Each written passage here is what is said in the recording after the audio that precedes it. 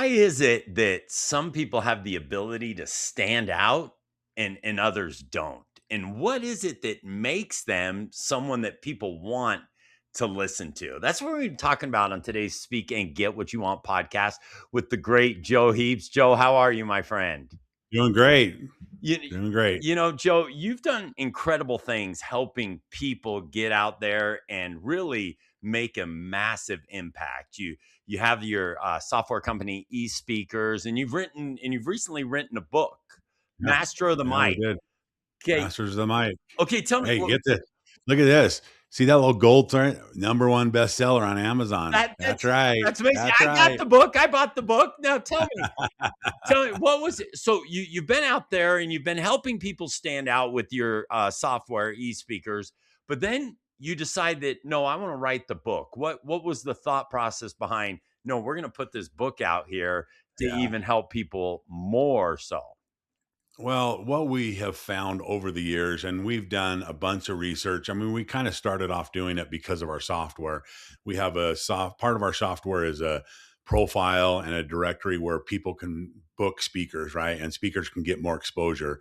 And the other side of it is the booking side, which is about event management, managing the events and all of that. And we just added a CRM, and that does the outbound marketing and all of that. So we've kind of have evolved over 27 years now. We've been in business, so we've seen a lot of speakers' businesses and the ways they fail, or the way they succeed. And I think the one thing that is surprising is that it's a successful speaker isn't people think, oh, they're so talented, they're so good, and they may have some good skills on stage, but it's usually not talent that helps them be successful. And that's a big surprise to people.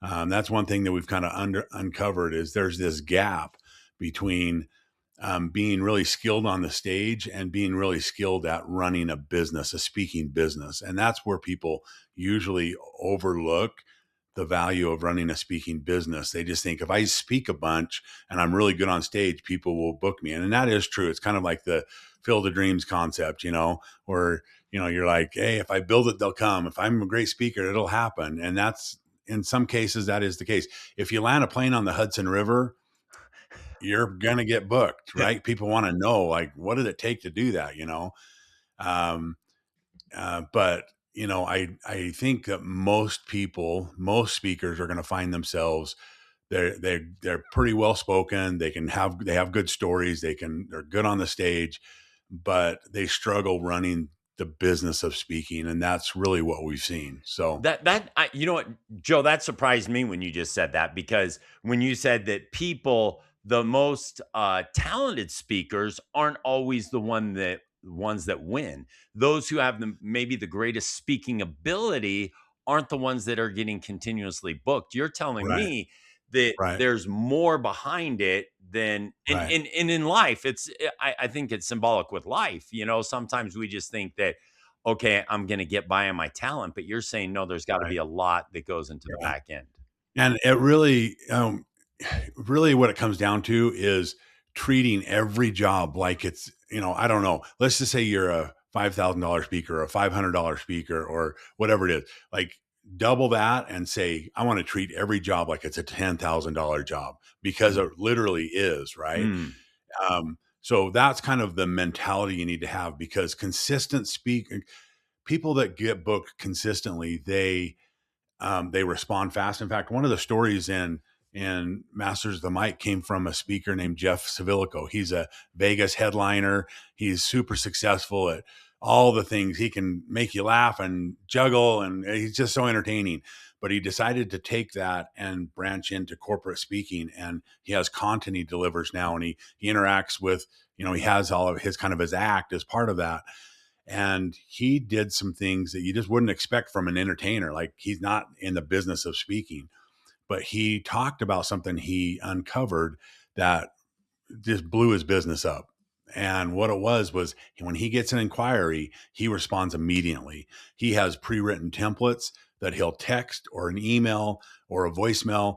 And if he gets the chance and he's in a spot where he can do this, he'll just take his phone, flip it around. Hey, Bob, thanks for booking me. I appreciate the booking, the hold. You know, I'm available on that day, but I'm traveling right now. Let me get back to you. But I wanted to let you know I could totally hit a home run for your audience. We would talk about this, we'd do this, we'd do this. And I really think that the outcome that you're asking about would be achieved. And he sends it right back to him. So imagine a buyer, a meeting planner, sending an inquiry out, and all of a sudden you get this video back from this speaker, and he's like, "Hey, I could totally hit a home run for you right now, and like, let's do this." And that's so amazing that he would take that much attention to a lead, right? Right. And that's what gets him booked. That That's what gets him booked. That's incredible, Joe, because a lot of people think that if they did that, then it would have the opposite effect. Like some people try and position themselves like, I'm so busy, I have so much Yeah, going on. But he jumped on it immediately yeah, and it had tremendous yeah. impact. And we know this. The truth behind a real booking is if somebody inquires with you, they're probably inquiring with five other speakers Mm, or with five other agencies to say, "Hey, find me somebody for this." And it's the person that responds the quickest that usually gets the traction, right? mm, And that's super important. It's the silence between when they inquire, when you find out about it, to when you respond, that will is the detriment to you getting the booking. It's the silence. So people who respond fast, you don't have to do exactly what Jeff did. You don't have to do a video or anything like that, but you have to have a system in place that you can do that quickly, right? And so like our CRM, you can build templates and you can text through the CRM, and has an app. And so you have these pre-written templates, and whatever, if you're not using a CRM, like save them in your notes on your phone or mm, something, and just say, and this is another thing, let's say Chad is a leadership expert. He's also super talented in diversity and inclusion, and he's also, he does women in business or something. That's a topic he speaks on. right. And so yeah, I have a pre-written template for each one of those topics. It's not just a standard thing that says, "Hey, Mhm, Chad's a great guy," which Chad is, and can speak on anything. It's very drilled down, and in that template, you put, "I speak on this mhm, topic. I'm a leadership expert, and here's a quote from somebody that I've already spoken to that says, 'Hey, Chad is amazing. He spoke to our group on leadership. Great presentation, blah blah blah," right? And then you would attach any types of documents or photos that relate to that particular niche, right? So you're really dialing it down. You're responding to them with something that is super targeted. Instead, speakers have one template or mm. one, I'm this speaker, I speak on all these things. And it's kind of like in our with our profiles on our directories, speakers will put in their audience benefit statement is right at the top. They're like, "I'm a New York Times bestseller, spoke to Pepsi and Coke and IBM and all this stuff." It's like, well, all the other 20,000 speakers in our directory have done the same thing. You Mm, can guess, maybe, right? It right, doesn't tell them anything. You've got to start with that specific thing. You have to be unique. right. And so that's one way to start it. Well, and I love what you just pointed out there, and everyone listening really needs to hear this. There's power behind specificity, right? And Mhm. and the reason why, and we talk about all the time, Joe, we say people would rather die than think, right? People don't want to think. And that includes event planners, that includes someone who Yeah. would want to book you, that's Yep. including someone who wants to do business with you. And if you're specific in the problem and pain you address, when you're specific in the outcome you deliver, then people don't have to think and go like, oh, because you're saying that when people throw out 50 different things that they cover or it's super vague, then the person Yeah. really has to think to determine Exactly. if Yep. would they be a good And we fit. always we give the example of, instead of saying I speak on leadership, you say I help hospital administrators Mm, keep nurses from quitting in their first 2 years, right? That's so direct. Now take that example and take it over to your niche and say, how could I give a very specific um, answer that would help them say, "Hey, I know this is exactly what I need," you know? well, and Joe, people are so hesitant to do that. Why do you think people are so hesitant? Because I'm sure you've seen in your decades of experience doing this, I'm sure you've seen speakers that didn't get booked, then all of a sudden they start getting booked just by making that very adjustment that you're talking Yeah. about. Yeah. Yeah. And it is. It has to do with if you're lucky enough for somebody to find you, land on your LinkedIn account, your website, if they actually read your email you send them or whatever it is, what are they going to get? Mm, What are they going to see you as? And this is a good practice. We often tell speakers, like, put your profile together of what you think and your materials, and then, you know, go around the neighborhood and tell people and say, hey, what read this and tell me what you think, or share it with some people.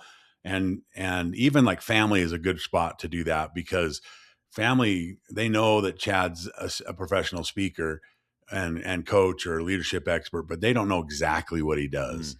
And so when you share it with people, they'll like, I didn't know you did that. Or like they'll ask you questions. And if you have mentors in the industry, that's another great way to do it. There's organizations you can share it with that will kind of evaluate things and help you, like dial it in. But I, I yeah, that's, I love that, Joe. I love that. The getting specific and then getting feedback from people you trust. And is yeah, it and just asking them, if you were to read this, you tell me what I do and what I speak on, right? right, right, exactly. Yep. So And go ahead. go ahead. I was No, you go ahead. I was gonna say, Joe, so if you were to take all these things and you were to talk to somebody, because one of the fastest ways to grow a business is by speaking. It's a powerful way. Speaking can be, yes, you have the professional speaking side of things, but you also have a very impactful way of growing your business and having people find you. So if you were to talk to someone that wants to speak more, okay, what would you tell them beyond what you just said? And you started there with the specificity piece, but what else Yeah. would you tell them to where they could really grow that business in the next 12 months? Well, I would first of all say you have to have a system in place. And this is kind of some people's minds. They say this is like putting the cart before the horse. I've got to do other things first, right? And so, that a system is something that you've got to have. And I would probably say, and let me just back out of that a minute. I'd probably say one of the things you need is you got to pick a lane. You've all heard that term. You got to pick a lane, and that's who you are and what you do. And you can't be everything to everybody. And that's a mistake that Mm, people try to huge, make. And they huge. do that. It's very easy to do that because you say, I don't want just people that are in my other example, like hospital administrators trying to keep nurses. I don't want that. I want everybody, because that means more bookings and stuff. Right. But when you're an expert at something, then that just means that, it's got to be a good niche that you have. So I would say pick a lane, choose the audience. What's the problem that you solve for that audience? You got to figure that out. What's the outcome that they're going to walk away knowing how to do better because you talk to them? And that's what you lead with. 100%. That's what you lead with. And you got to have like real presence online. You've got to have, a 2 to 3 minute video showing you, um, doing something. Mm, That's a no brainer now in these days. Even some of the easy ways to do that is to volunteer. Just go speak to the Rotary Club. mm, Go speak to a chamber of commerce, and you can get into those easy. It's a free job. You can record it. There's people in the audience, and you deliver it. Any of that will help. You got to have video. So I would say those are some of the big things right there. I'd also say, um, speak as much as you can that first year. mm. Free, low fee gigs, all of those are important. You've got to get experience. Right. And I've seen some really successful speakers over the years come out with a new book or a new topic, and they're like, I don't have any background in this. And so they literally go speak for free. And these guys are like $25,000 speakers. One of the guys' names is Vince Vicente. You may know him or Yeah. not, but he had a new book coming out. I think it was The Age of Speed when he did that one, and he was telling me I do like 20 free engagements just to get my legs underneath me, so I know the content well and how people react and stuff. And he says I have to do that before I can charge people for it, because I'm just not going to introduce it. So speak anywhere. Every stage counts. Like, just get footage, get testimonials, get people in the room, and then kind of well, not the last thing. I already kind of talked about a system, but you turn that one talk into a system. You have a way to give a talk, collect like here's the idea of a system. You go and give a presentation on leadership. At the very last slide, you have a QR code. The QR code goes to a landing page that says, "Hey, if you want more details about how to be a better leader, I have 15-step program. Mm. I'll give you 15 steps and a PDF. Just scan the QR code here, and you can download it." So what they do is they go to a landing page, they put their information in, they download the document, and they're agreeing to be contacted by you.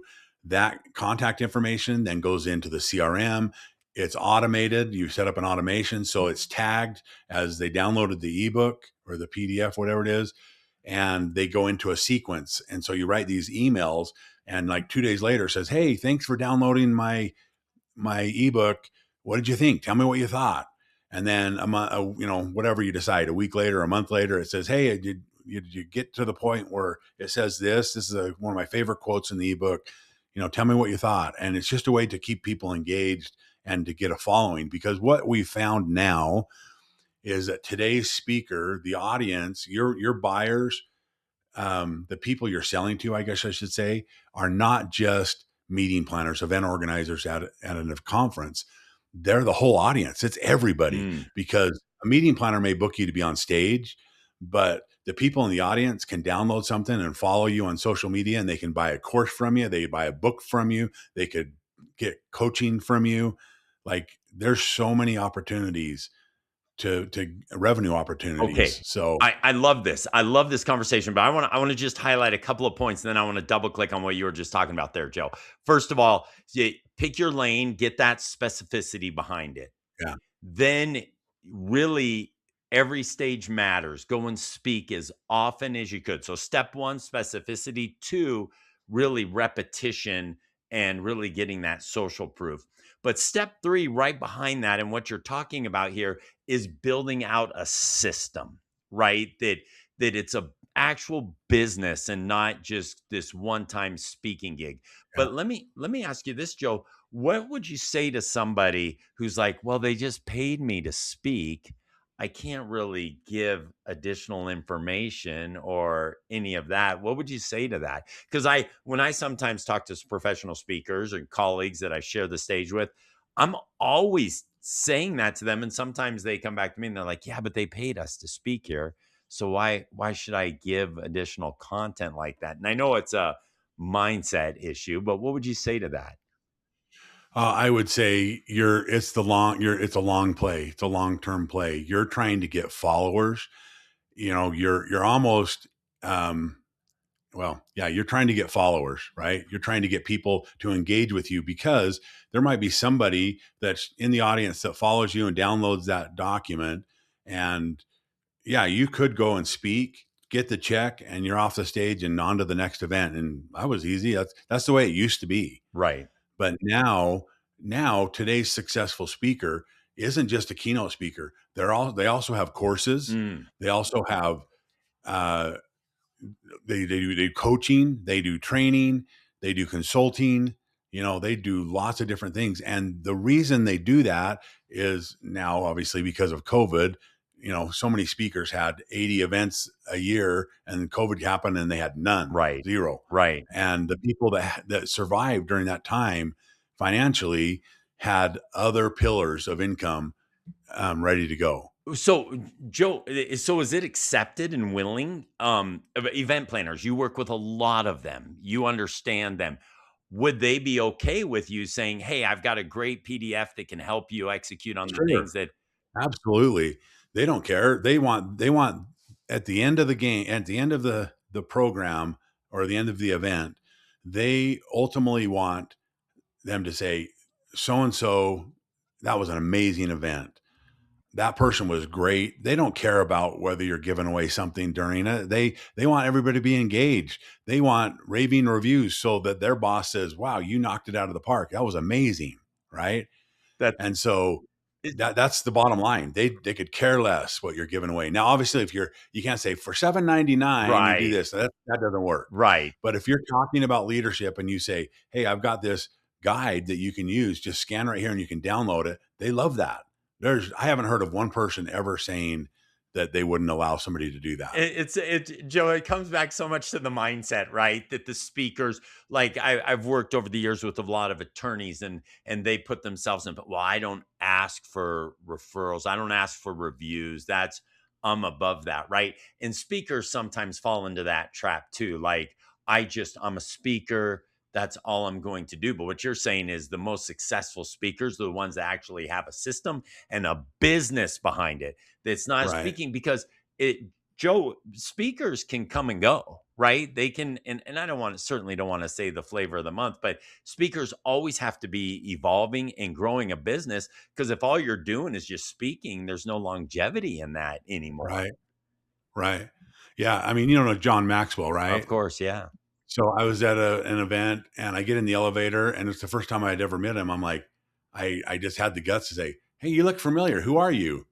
Do I know But you?" you were And he's joking, like, right? "Yeah, no, no, I didn't recognize him." This was like 15 years ago, 20 years Oh ago. my goodness. And I know that's the dumbest thing you could ever say, right? Well, John So Maxwell, and yeah, I've I know, I've I know. spoken at But events now I with know him John, and really well. I'm Like now, surprised that. I know him really well. In fact, I'm going on Saturday. I'm flying out to Orlando to his event Oh, okay. that they held out there. But anyway, he reaches out his hand and he goes, "Hi, I'm John Maxwell. How are you? What's your name?"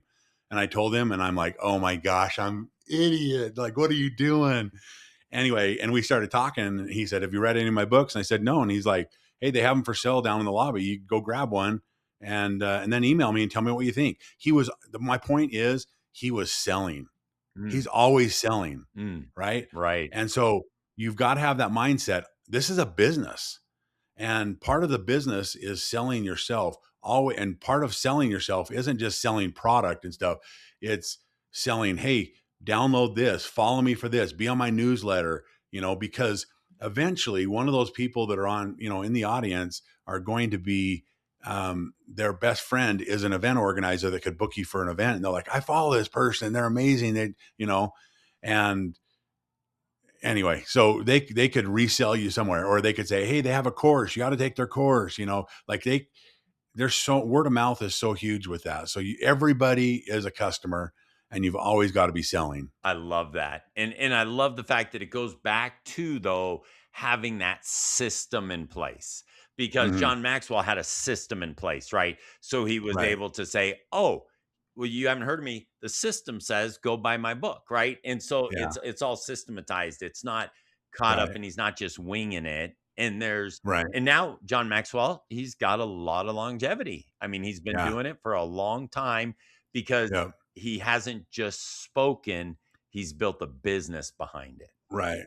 And I think to add to that, the system is important because it allows you to do more. Mm, Okay. It allows you to do more. If you're a speaker in this situation, or if you've ever been in any other situation and you get bogged down by the administrative things, mm, you got to go through the email and you got to send an invoice and you got to send a reminder email to this person and that person. If you're doing everything manually, I mean, let's just take the example of AI. How much can you do more with an AI? Like it speeds things up. It's not going to replace you, but it'll help you speed things up. That's what a system does. It's there to mm, answer the questions. It's there to give you a fast response so you can get the jobs. So it takes, your time that you're spending on your business down to a minimal manageable amount. So the rest of the time you can work on writing a book, creating a new speech, or out trying to get new business, right? mm. So you really have to have a system in place. But I would probably say, like, we really talk a lot about four kind of basic things that you need to start your speaking career. And that's clarity is number one. Mm, It's all about, like, who do you solve, who do you serve, and what problem do you solve? right. Right. That's the first thing. The next thing you got to be is credible. So, it proves that you can deliver. So we talked about being on the stage, speak as much as you can, try to get that experience behind you. And Right. then relationships is the other one. Talk to everybody. Everybody's a customer. Those relationships matter because you're building this community. and they can refer you, they can hire you. So relationships. And then the last one is the system that I just talked about, because it helps those relationships and the opportunities you get not fall through the cracks. I love So that. I love that. So powerful. Joe, what you shared is so insightful, so helpful. Masters of the Mic is the book that everyone needs to go out and get. eSpeakers is an incredible platform to help you really grow that influence and speaking business. So, Joe, thanks for spending this time with you. Thanks for spending yeah, this time with us. Love what you shared. Appreciate yeah. you, my friend. Thank you for having me on. And I wouldn't be, I know you got to go, but I wouldn't be the best if I didn't try to sell my book. Go buy this on Amazon, email Chad and tell him you bought it, and I'll send him a summary of the book. It has highlights of everything, and he'll send that to you for free. So, I love that. Masters of the Mic. Go get it. Take care. okay. Thanks, guys. Bye now.